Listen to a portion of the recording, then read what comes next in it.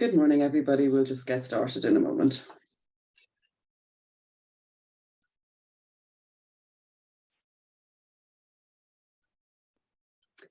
Okay, good morning, everybody, and thank you for joining us today on this very wintry, cold day that we're all having this morning, where we're going to be talking about, are you using the right technology to support your members' career journeys?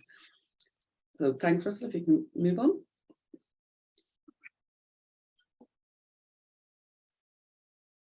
So just some quick housekeeping rules to say that the session is being recorded and it will be available on demand on the Hart Square site afterwards, but we will also send you a link out to it. So please feel free to share it with your colleagues or to re-look at it. There's a Q&A box, and that's for any questions that you have for Russell throughout the session. So please do put those in and we will cover off as many of them as we can throughout the session. If there's any that we don't get a chance to, we can definitely follow up with them afterwards.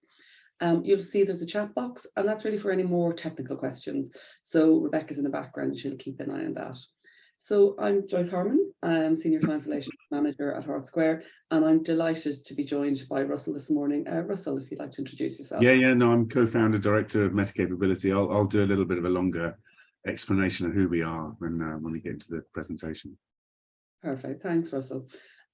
So just quickly, for those of you not aware of Hart Square, just to say we are an independent consultancy practice. We specialise only in the not-for-profit sector. So all about just working with our clients, helping them on the various different stages of their journey around their technology landscapes. Thanks, Russell. So when we're thinking about this topic and we're talking about, the technology that you need to support their members during their career journey, but one of the fundamental questions is really thinking about why do people join membership bodies?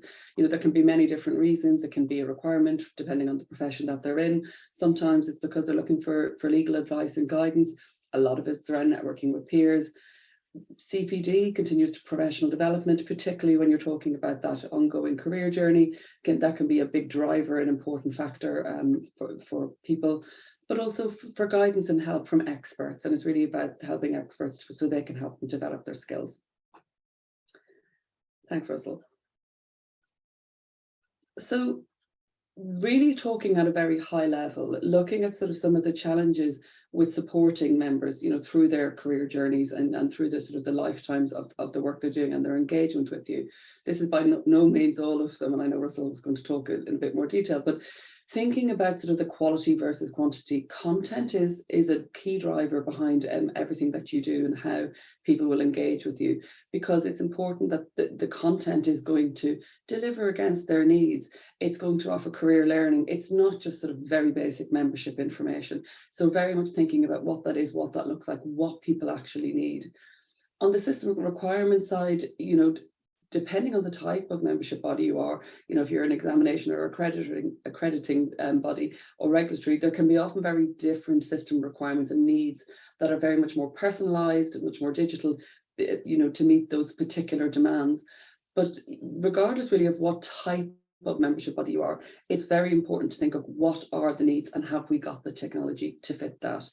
Data, for those of you who have been on the webinars before, know I could talk about this all day long, but it's really the data is the bedrock of everything that you do, and understanding how to best utilize that data. What information do you have on your members to understand exactly what it is they need? And then on-demand learning, this has definitely, with COVID, this brought this to the fore an awful lot more, but it's not something that you would say it was only due to COVID. It's not. It's absolutely, that trajectory is still going.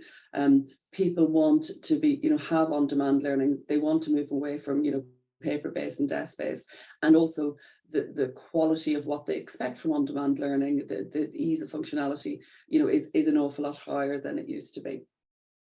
And then finally, for me, some of the key considerations, and to say this is really just high level because I'm very keen to bring Russell in with all his knowledge and expertise, and he's got some great stuff to show us.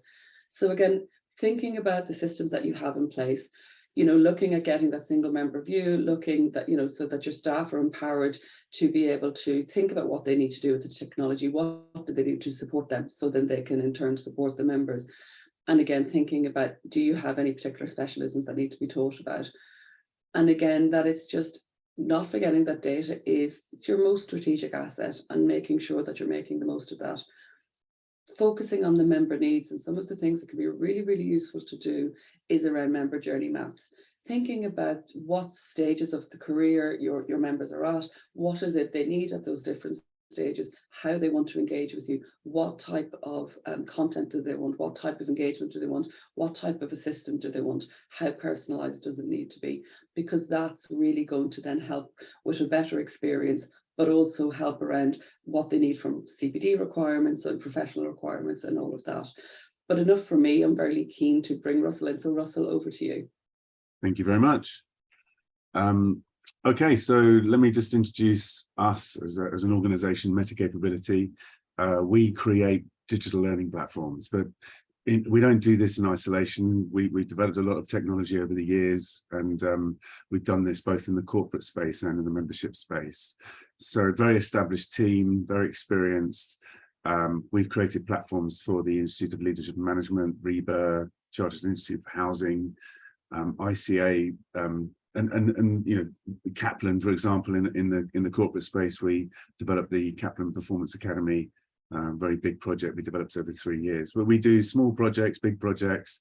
But the most important thing is we co-create our platforms. So we can't do this without you. It's all about tailoring it and making it very specific to your organization. And we do that because we start with the user journeys.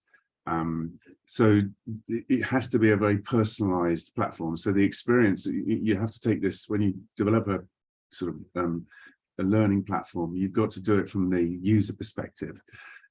So you have to create the platform, and we have to create the user journeys so that that's where we start. We don't start with technology, we start with the user journeys.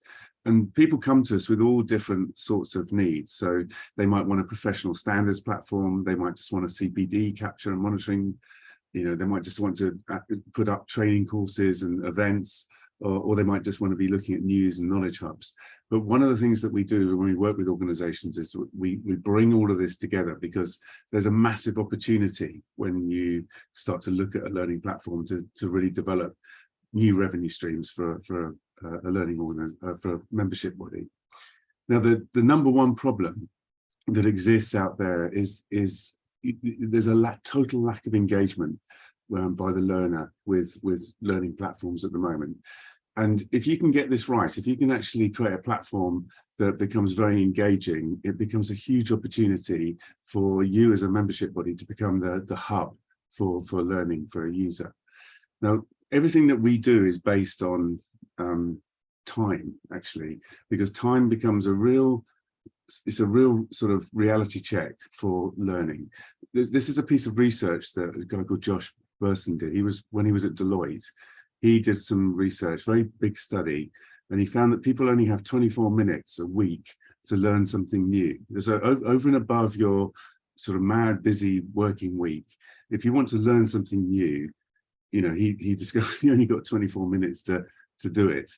And the problem is that it quite often takes more than 24 minutes to even find something that's worthwhile to learn, let alone actually, you know, absorbing it and then finding that potentially it wasn't worthwhile in the first place. So time is a real major factor when it comes to learning. And this was sort of backed up by some LinkedIn research. So, you know, the younger generations really found that they really are hungry to learn. They want to learn a new skill, but they don't feel that they've got the time.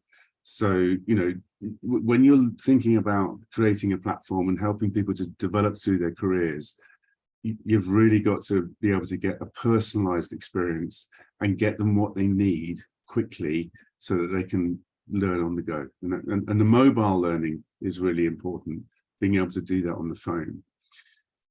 So when we look at membership bodies, when we start to work with our clients, you know, when we actually start the project, this is the sort of type of thing that we find. So sometimes organizations have got a CPD capture recording platform built into their website.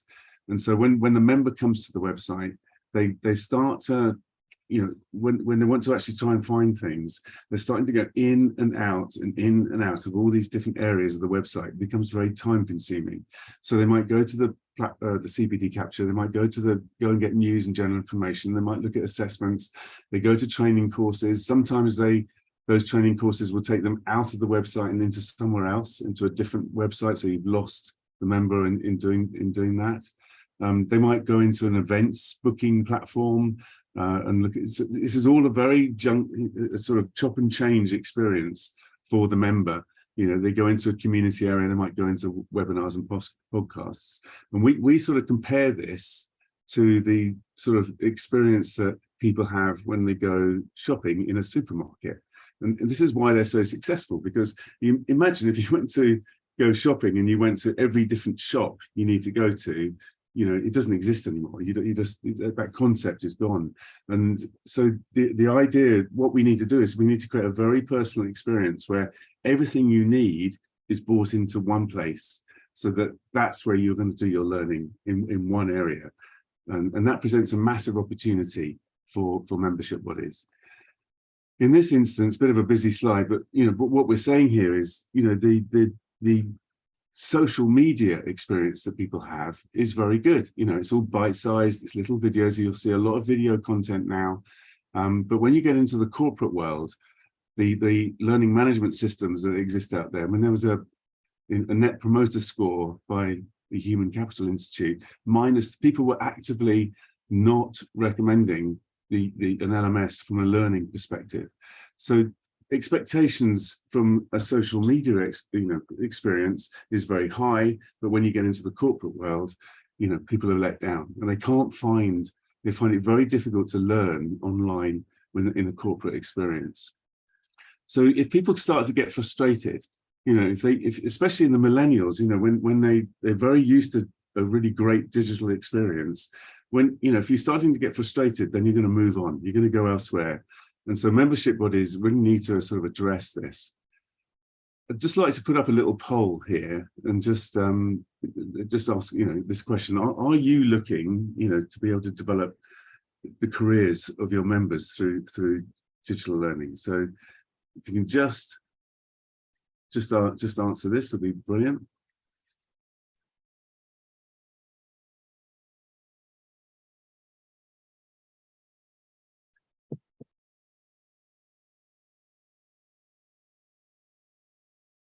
Let's give it a couple more seconds.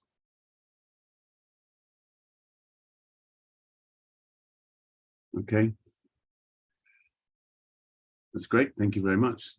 It's good that most of you are looking to do so. So is that me to click that? Oh, yeah, okay, fine.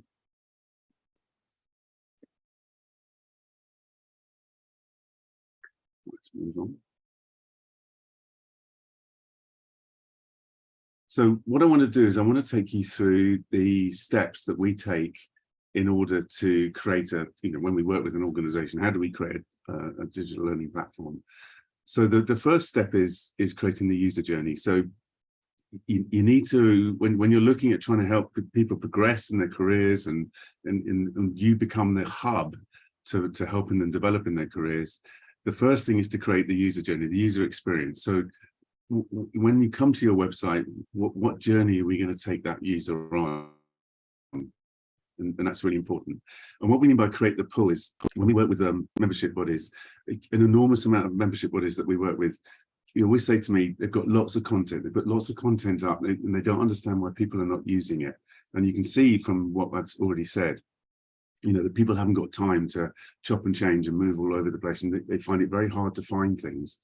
So by creating a really engaging user journey, you pull people into your website. It becomes a magnet for them to come and work with you to progress in their career. The second step is what's very important is to create a common taxonomy. So every asset, you know, whether it's an event, whether it's a PDF, whether it's a webcast, whatever it may be, everything must be indexed to a common taxonomy, because that enables us to find it when we're starting to create this so this screen where everything is going to be relevant to the individual. So what we want to try and do in this aspect is, from a diagnostic perspective, is create something that is totally relevant to the individual. So what we call the trigger event is motivating people to learn. So you motivate people to learn in two ways. You either enable them to carry out an assessment, a self-assessment of themselves, and then the platform will highlight where they've got gaps and therefore start to float in content that is relevant to their gaps. Or you allow them to set up their preferences and what do they want to learn over the next 6-12 months, and therefore the content that becomes totally relevant to what they want to learn. So those two aspects motivate the learner to want to learn. This is the Institute of Leadership and Management platform that we built. So you've got their 5 pillars of leadership here. You've got 47 different dimensions underneath that. And the learner can come in here, click on one of those areas, take a self-assessment, and if they pass, they get a green square which can appear on the screen. But if they don't pass, what you'll see down the bottom is it presents bite-sized content to the learner, so that they are getting content that's helping them to develop in the areas that questions they got wrong in the platform.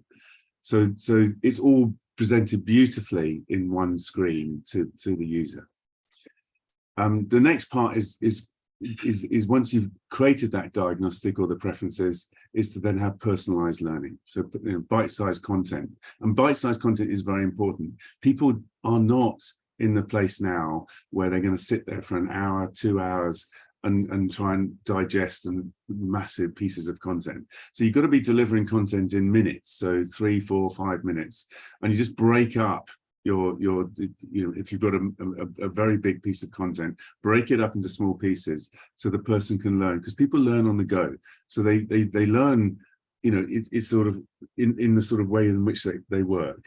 So, people don't have an hour or 2 hours to sit down and learn. They've got 10 minutes in a cab or 20 minutes on a train. So it's very important to create bite-sized content and make it personalized. So everything we do has to work on a mobile phone. So because people learn on the go. And in this instance, if you look at something that we designed for the National Federation of Hairdressers and Beauty Salons, you can see here there's bite-sized content coming in these carousels, which are very specific to the individual's needs. And I'll come on, I'll show you a little bit more of this in a minute.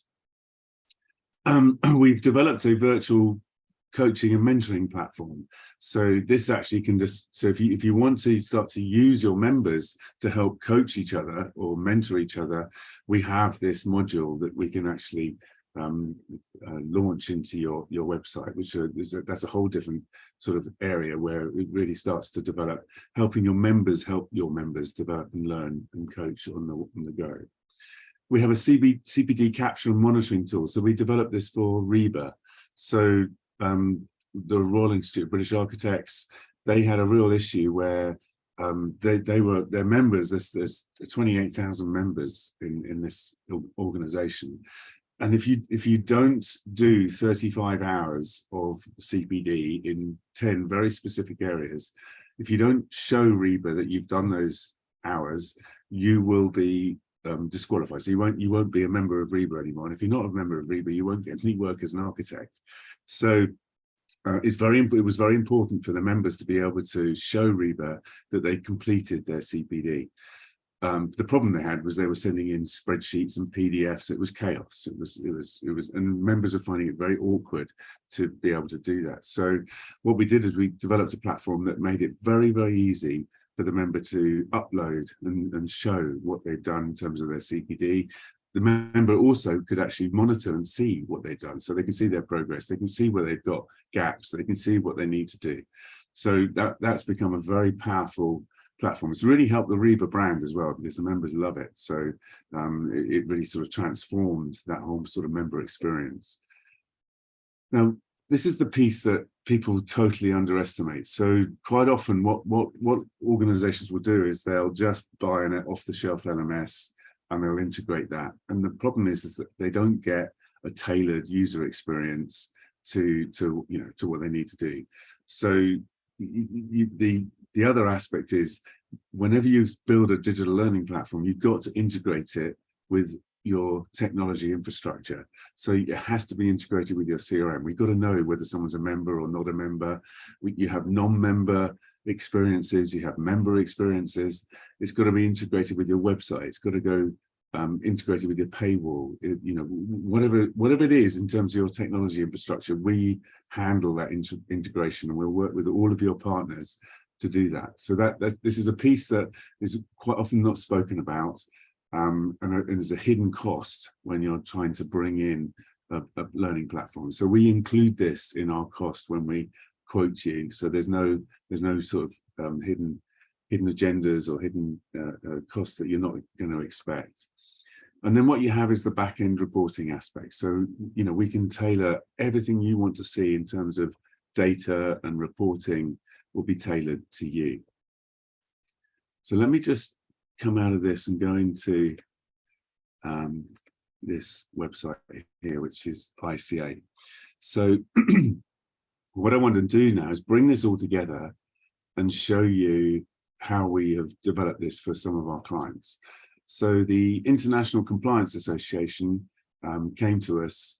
They came to us actually because their LMS provider, they've been talking to their LMS provider and asking them about their roadmap and where they're going to develop the platform that would help ICA hit their KPIs. And being a PLC, that was very, very important that they were able to hit their KPIs.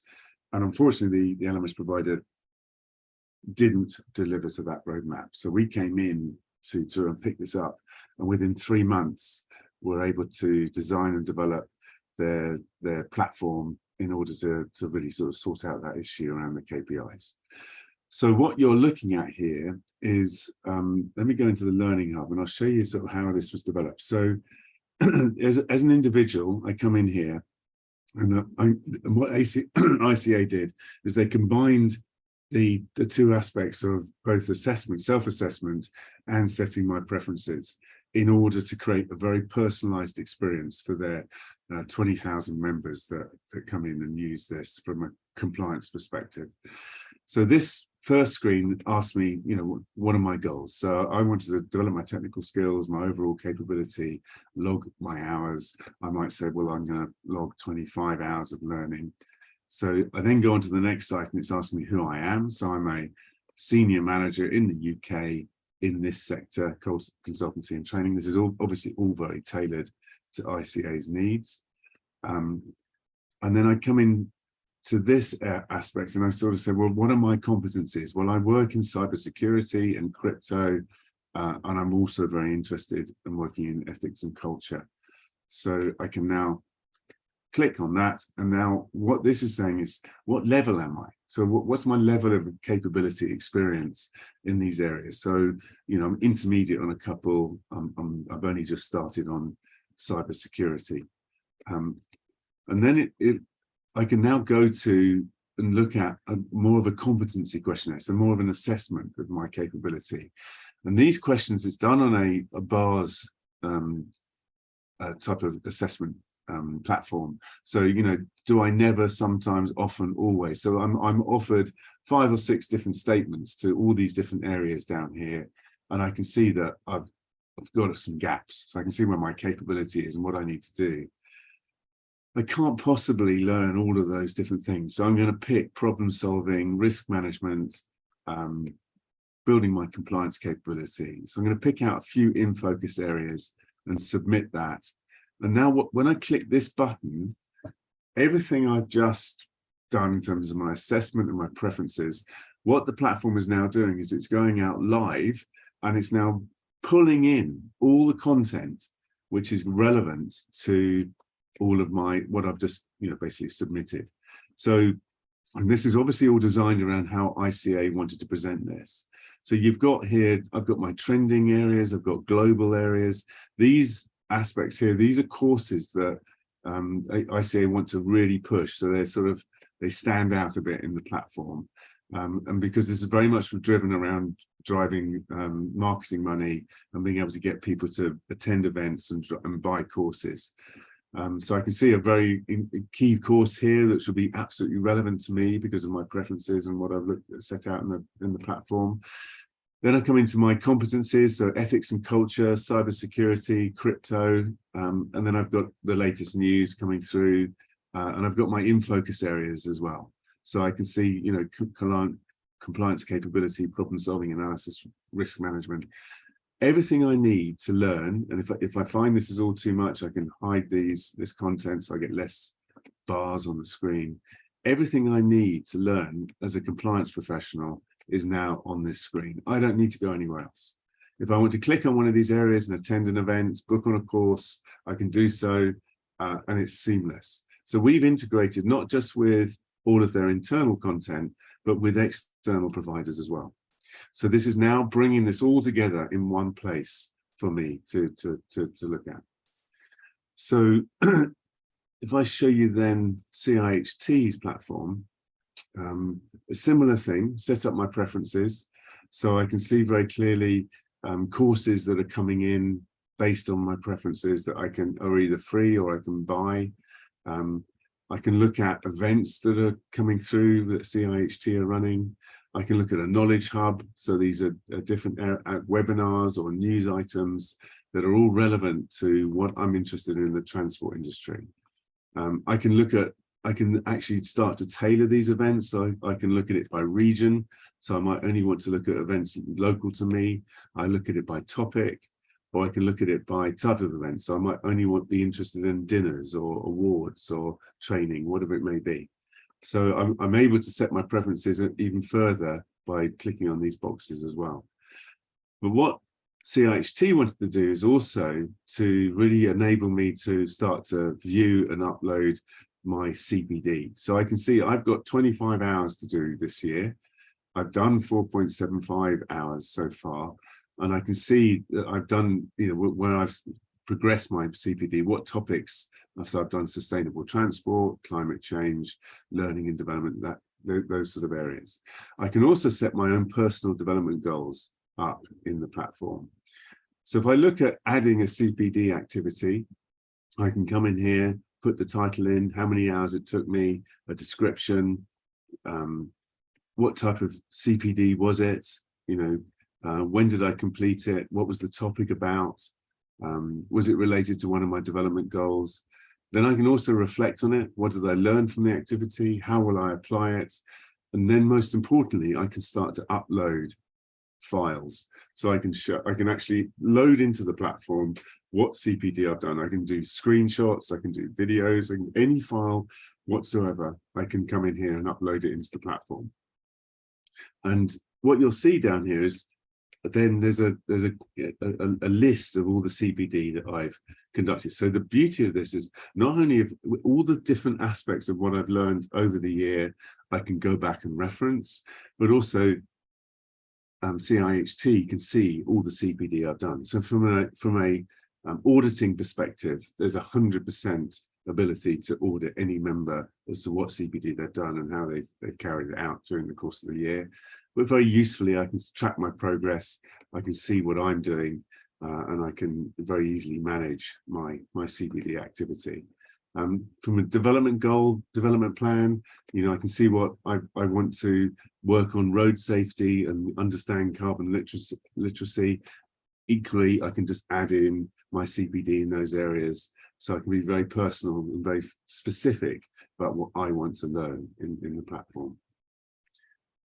So just wanted to sort of give you a feel that they're the couple of platforms that we've developed. It's all about bringing everything into one place. Everything I need to learn is personalized to me, based either on an assessment or my preferences. It's very specific to the topics that I want to work on. I can record what I'm doing. I can give visibility to the membership body or my employer, for example, of what I've done and how I'm developing myself. I can work on my own personal development plans. So it's a very powerful platform in order to help me learn and develop in my career. So if I come back to this, so the next sort of question I'd like to ask is, would you be interested in learning how professional digital learning can create new revenue streams for your membership body? Is that something that you're interested in terms of trying to develop revenues from this area?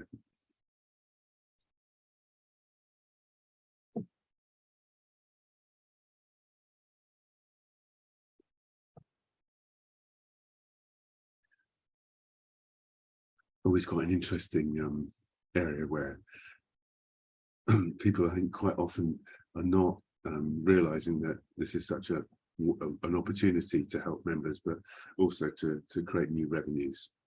It also creates a great sort of people. The lovely thing about when you have become the hub and you become the center of learning for organizations, you know, it increases the sort of stickiness of the membership. So people will be retained, they'll continue to be a member, but word and mouth also spreads. So, you know, people will, you know, definitely, you know, tell people how good this is, and then obviously that helps develop the membership fees.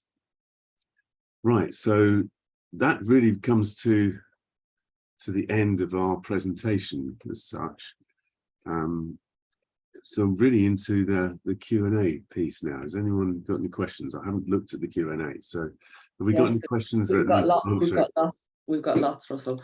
Okay. So, and thanks for that. I was going to say, I just love the on the demo how easy it is, how that real personalization. You know, I could see even some, you know, for some associations that I work with, that it's all about ease, isn't it? Because, you know, nobody likes to for things to be difficult, because if it's difficult, you just won't do it.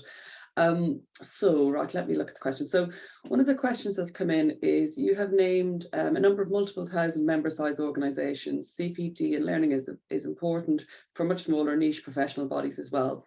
Is there a solution at a sensible price for these bodies? So I suppose, yeah, is the solution that you have just for large organizations, or, you know, is it also, you know, thinking about smaller organizations? Yeah, so we work with, honestly, we've worked with small organizations and very big ones. One of the things that we do as an organization is that quite often membership bodies know that they need to create a digital learning experience. They need to help people develop in their careers, but they're just not quite sure how to go about it. And the mistake is you start with technology. Do not start with technology as the solution. You've got to start with working out what experience you're going to give the member and the user.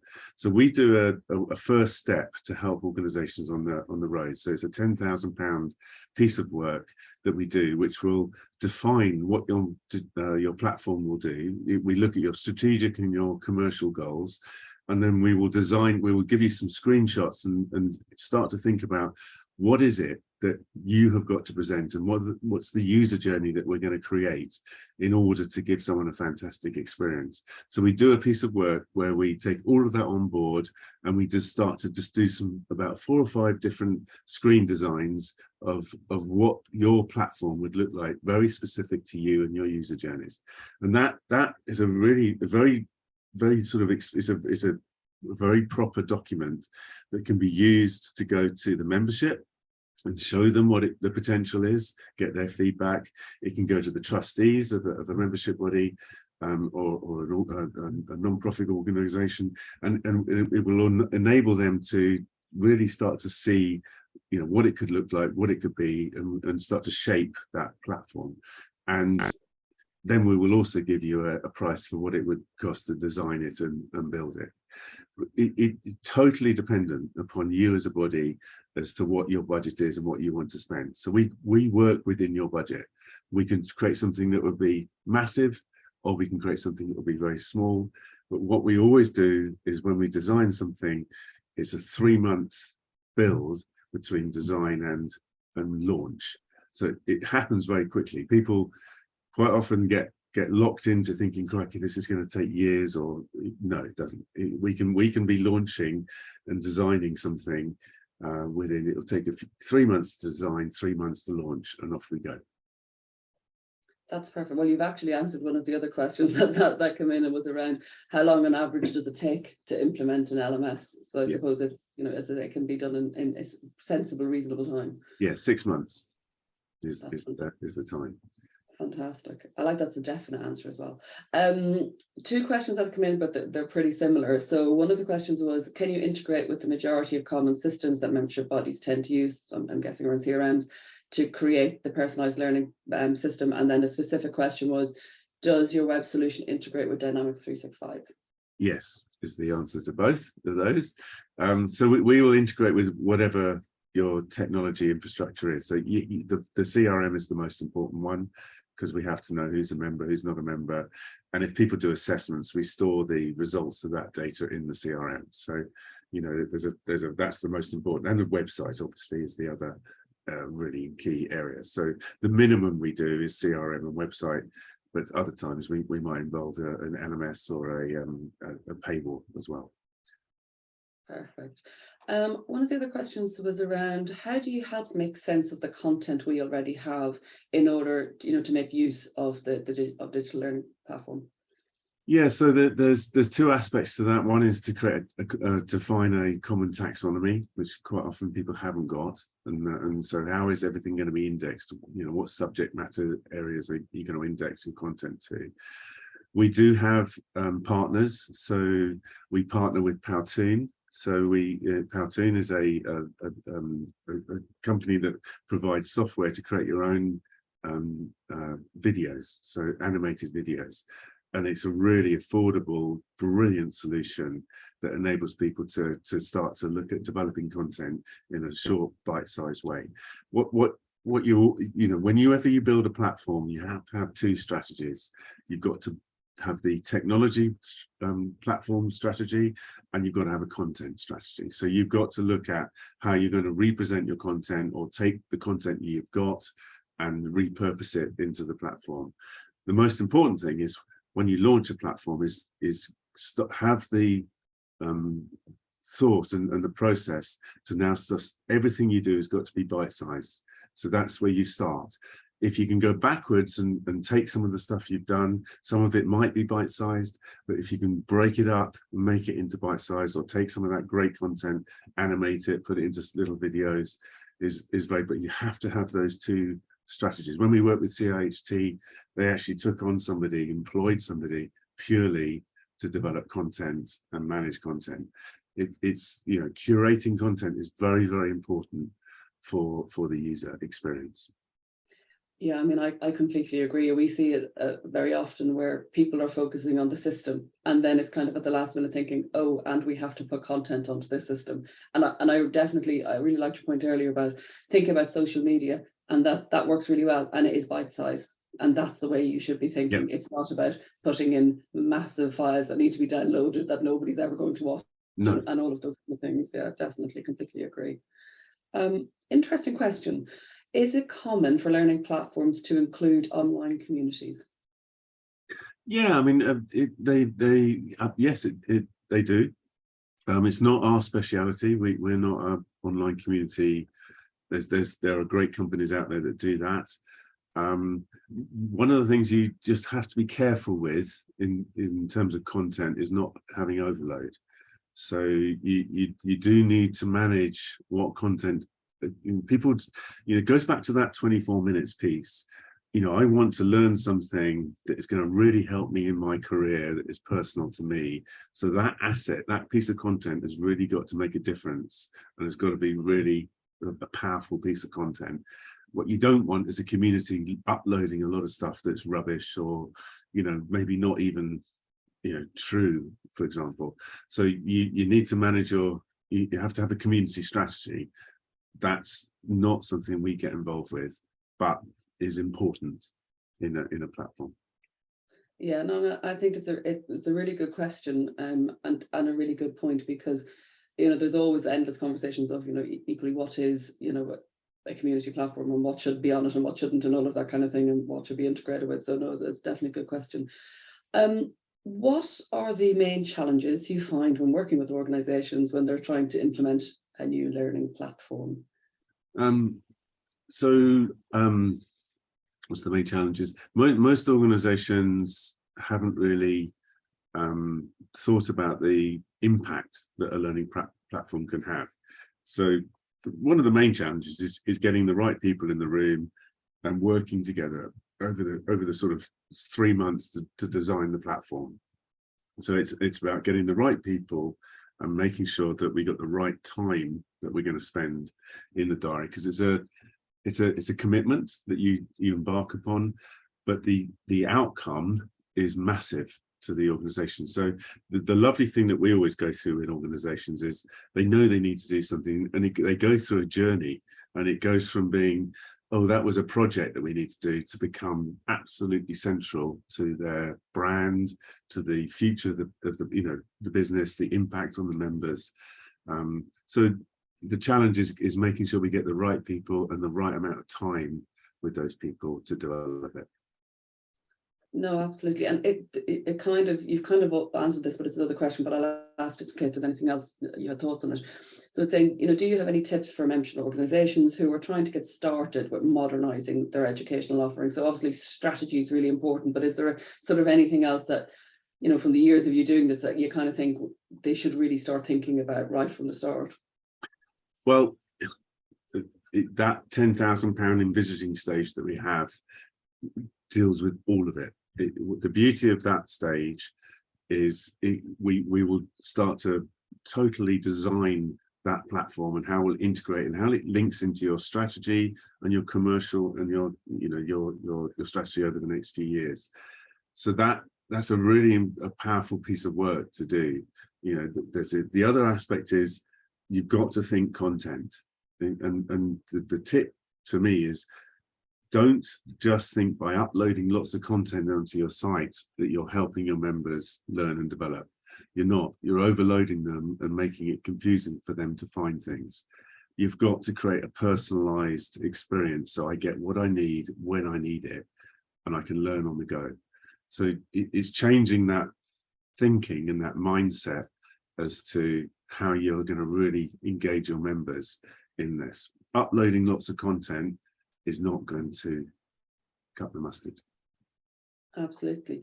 One question, there's some other questions, but one I was just thinking of is around, obviously we've been talking all about, better member experience, all better for them, members being able to better personalized experience. On the flip side of that, we know that with a lot of organizations, they're overstretched. The staff are trying to do reporting on member engagement, CPD and all of that kind of thing. By bringing in something like an LMS, how is that sort of improving efficiencies, thinking back end from the actual administration of the whole thing? What have you kind of found with that? Because I know it's a really big challenge that organizations find all the time. Yeah, I mean, if you take Reba, for example, they had to audit 5% of their membership. So they had 28,000 people, and 5% of those people, 1,400 people were audited. That was horrendous if you were an architect that got audited, because you had to absolutely demonstrate the CPD you've done around those 35 hours. And it was horrendous for it took them, a department to deal with that. When you have a platform, and you get this right, so they now have 100% audit without doing anything. So if they want to see what a member's done, it's all in the platform, it's all presented to them. They just press a button and they see how many people have not done their 35 hours, and they can see whether they've done 20 hours, 25 hours, and they can see, and they can actually send out an email to maybe 1,500 people in one press of one button to say, you've only done 25 hours, you need to do another 5 hours, in the next few months, or you're going to lose your membership. When they press that email button and that goes out, they get 80% of those people complete their CPD off the back of that within the month. So it's the platform can be a fantastic way to communicate to your membership, to help them develop and grow. So the beauty of the technology is it starts to eliminate the manual processes that organizations have to go through. Take costly and time consuming. Yeah, absolutely, because it's a huge challenge. We see it all the time. We've never known anybody in any membership organization that can say, I'm sitting around all day long with nothing to do. Everybody is always really overstretched. Another interesting question for you. There's great questions been coming in. Thank you, everybody. So what do you think the primary limiting factors are for delivering effective CPD schemes? Really throwing you on there. Creating the right content. I mean, we're a technology business. All we do is facilitate. We'll get the right piece of content to the right person at the right time, in a form that is digestible and will help them develop in their career. the most important thing is that piece of content has got to be valuable to the user. So if I read something and take it on board and I develop my skill set and capability on the basis of that, and that helps me in my career, you know, wow, that's a platform I want to be involved with. If that content is rubbish, and I have several pieces of content that is rubbish and doesn't help me develop, or it's been wasted my time, you've lost me. So content is key. Absolutely having, you know, and the thing about membership bodies is they've got all the assets. They've got all of the content, they've got all the news, they've got all of the standards, the qualifications, you know, the training courses, everything's there. But it's so poorly presented to the user that they really struggle to find and develop themselves. Rearrange that and take the wonderful content that exists and present that in a usable way, and boom, you have someone really, really developing in their career. So content is the most important thing. Absolutely.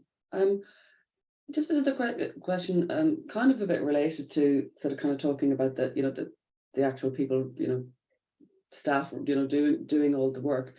When the new system comes in, you know, obviously the training is always required, but is it a steep learning curve, or is it something, you know, kind of thinking about that sort of that onboarding, that testing, that training?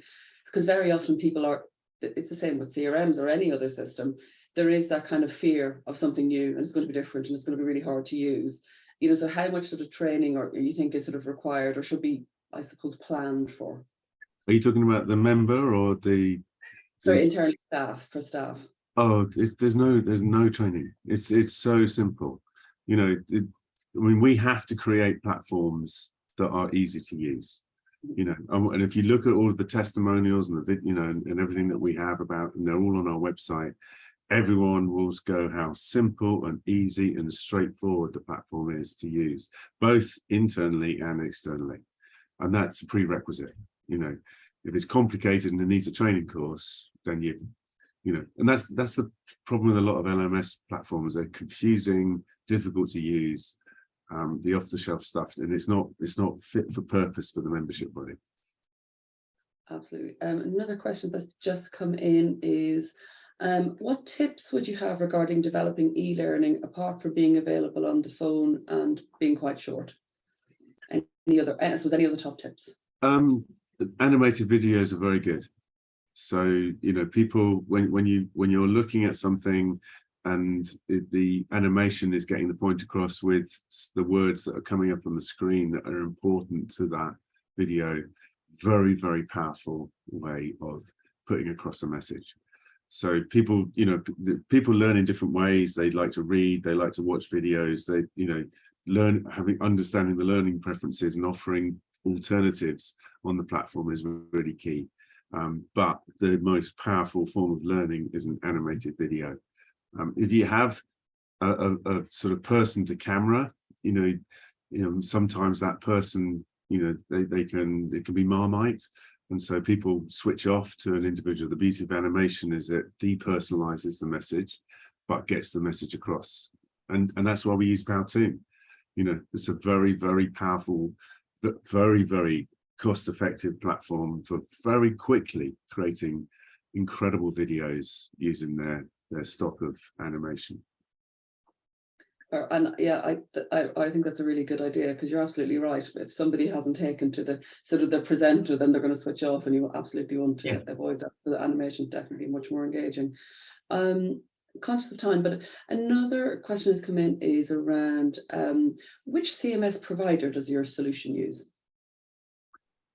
We don't have a CMS provider, so you know we create the digital learning platform. We create as a layer that sits across the top of a CMS or a LMS.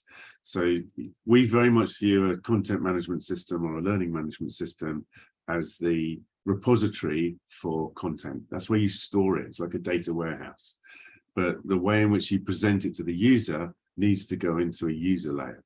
So that's what we create, is that user layer that sits across the top of your technology infrastructure and makes it a very personal experience. So we're agnostic to we'll integrate with whatever learning management system or content management system you have. So all websites will have a content management system where it'll host content. And if you want to go into a much deeper, more thorough way of hosting content, you'll use a learning management system. But the learning management system is not appropriate as for a presentation layer in terms of being able to create that personal experience for an individual based on the membership body's specific needs. Thank you. And then actually this is a really good question, is around how do you manage accessibility issues to avoid barriers to learning? Accessibility in terms of online, being able online. Yeah. So that's not our bag as such. So everybody accesses our platforms through the website. So the membership bodies or the charities website is where they'll come in, and then they'll go into the learning area as such. So we don't manage accessibility aspects. The beauty of the world today is you're online all the time. Wherever you go, it's quite rare where you're not going to be able to get access to a website. But it's not what we address. Yeah, and I suppose thinking on the flip side of that as well, because I can't definitely say which way the question was asked, but also thinking about for members that might have specific needs around, say, sight or hearing issues or that. Oh, sorry. But I'm just suddenly thinking it might. No. So if it's those aspects, then we will take that into account when we build the website. So if those needs are a requirement of the organization, then we will start to design the whole experience and to incorporate those aspects. Yeah, perfect. And actually, sorry, yes, the person came back to clarify. Yeah, it was more on that Okay, side of things. So thank you for that clarification. Yeah. And then finally, and you'll be glad to hear this is finally, Russell, as I've been bombarding you. No, it's fine. You have absolutely touched on this, but the question was around what are the best ways to understand, gather our members' learning requirements and expectations so that we can deliver a strategy around this. I suppose, because I know you've covered that, but thinking, is there anything before you could come in to do that envisaging piece, which is really, really good? Is there anything that's useful for you that organizations can have done or have started thinking about before you come in, or is it that they just don't have to and then you guys can come in and do it all, kind of do that review for? Just interested to think, is there anything people should be thinking about at a very early stage if they're thinking of the concept of an LMS? Well, first of all, thinking is what content have you got that is going to help your member progress through their career? So have you got that content? And if you have, how are you presenting it to them so it's easy for them to digest it and learn as they go, and they get what they need quickly? If you're thinking, well, I've got the content, but it's lost in the myriad of stuff that we've got on our website, then you need to start thinking about creating how you go about that. Most people really don't know how to create a digital learning experience, that's compelling and addictive. And it's a specialist thing. Most people wouldn't know how to create a CRM platform, so they buy one, and bring it in, and it makes a big difference to how they manage their membership. Digital learning is a very specific, niche. We're very good at what we do, and in order creating a great experience for people. What I think people also underestimate is they see it as a cost, when actually it's a massive revenue opportunity. And that's when you change that mindset, thinking, crikey, we can make money out of this, rather than it being, we're loading lots of content up and it's costing us a lot of money. Just flip that thinking, and then you'll have an appetite for creating a digital learning platform. Yeah, no, absolutely. I completely agree, because as you say, it is a good opportunity for bringing in revenue, but equally on that flip side as well, better efficiencies internally, make staff's life easier. You're saving time, hence you're saving money. So thank you very much, and thank you everybody for all of those questions. That's been absolutely fantastic. I'm being conscious of keeping my project manager head on and keeping us to time. So first of all, I'd like to say, Russell, thank you so much. That was really, really helpful. And for any of the questions we didn't get to cover, Russell, I know you'd be happy for people to follow up with you directly if they wanted Yeah. more information. So really just wanted to say we run a research study every couple of years, and we're doing it again at the moment. And it's really about looking about the sort of the challenges in the sector around, you know, technology and projects. So we'd be really grateful for any of you joining us today to fill in that research paper. We will be circulating a copy to anybody in advance who has filled it in, and then we'll be running an event around the findings next year. So there's a QR code that my lovely colleague Ellie has put together there that you can scan, but equally we can send you the link to the research survey. So just to say thank you again, Russell. That was really informative, really enjoyed it. And this is our last session before the new year. So thank you everybody for joining us today, and for joining us on all the previous other sessions this year. And thank you everybody, and I wish you all a very happy Christmas and a happy New Year. Thank you. Thank you.